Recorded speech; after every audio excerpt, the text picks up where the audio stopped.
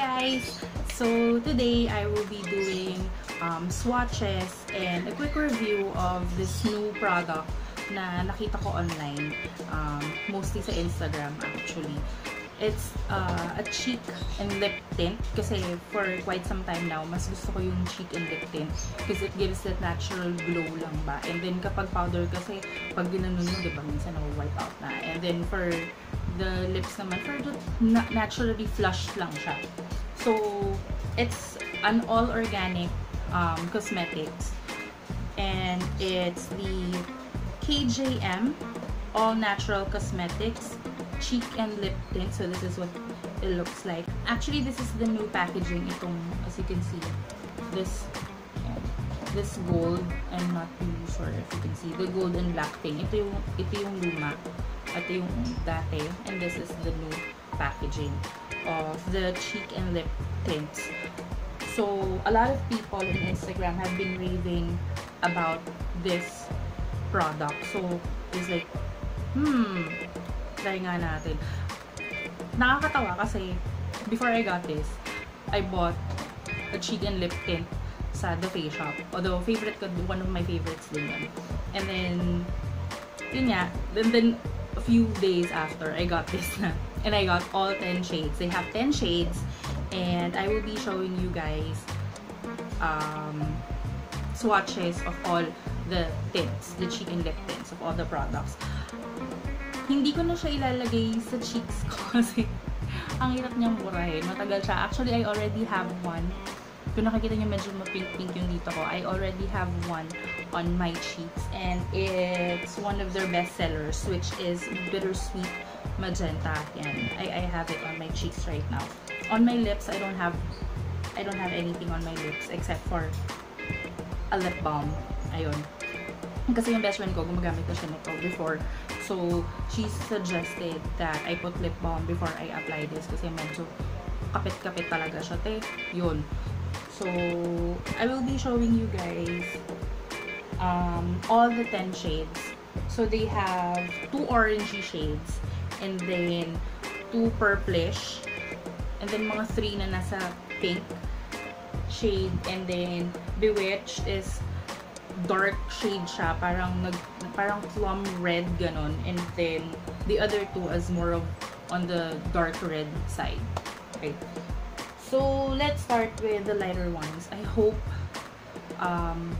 mas-watch ko siya ng tama kasi sobrang dikit talaga siya and ang hirap niyang alisin. If not, I will be showing you guys also a photo of the swatches I made pero dito sa arm ko. Although it's gonna be different here sa arm, of course, when it's applied on the lips. So, let's see. Alright, so let's begin the swatches.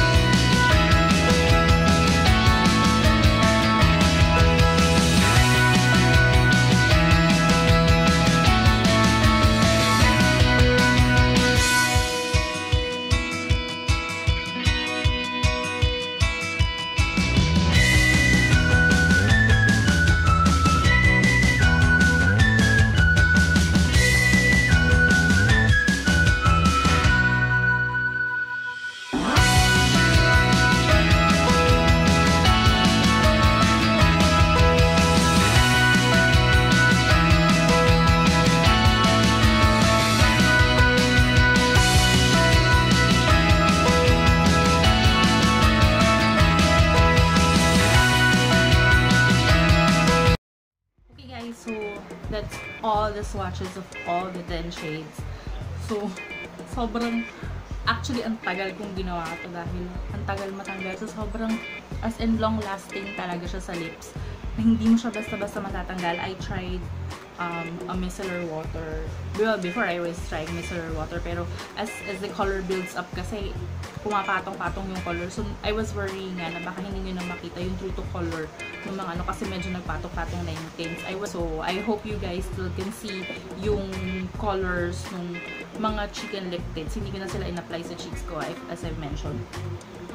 Alright, so what I'm wearing now is the last one, which is the dark shade Bewitched. So, ang mga bestsellers nila is Bittersweet Magenta and Bloodshot, which are the red ones.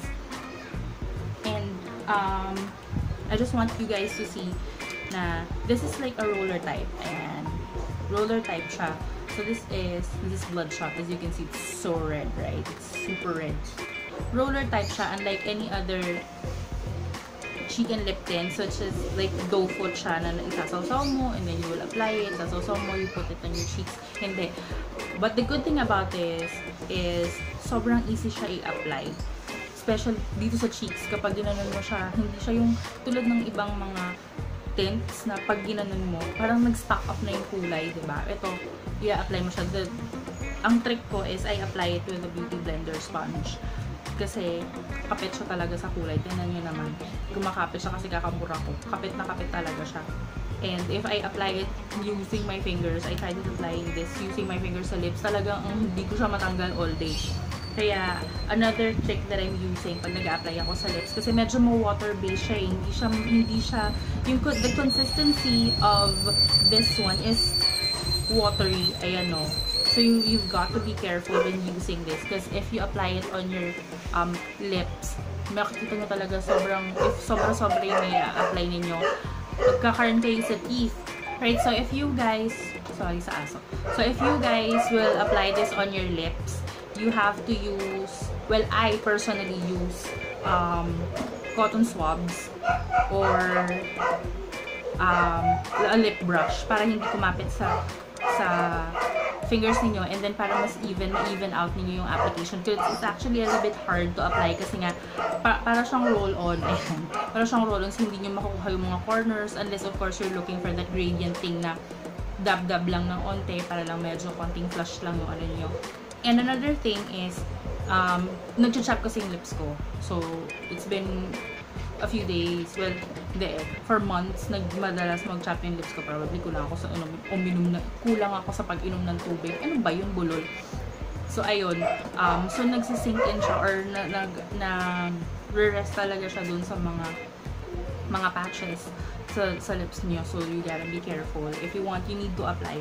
You can, like I've mentioned, you apply a lip balm para hindi masyado kumapit. Pero kung hindi kayo sanay mag-lip balm, it's up to you guys. It's a personal choice naman. So, that's it. That's all the shades of the new KJM Cosmetics. All natural, all organic. This is Philippine-made Davao. Galing pa sa Davao to. So, yun. And that's it. Hope you guys like the video. Thanks guys. Bye!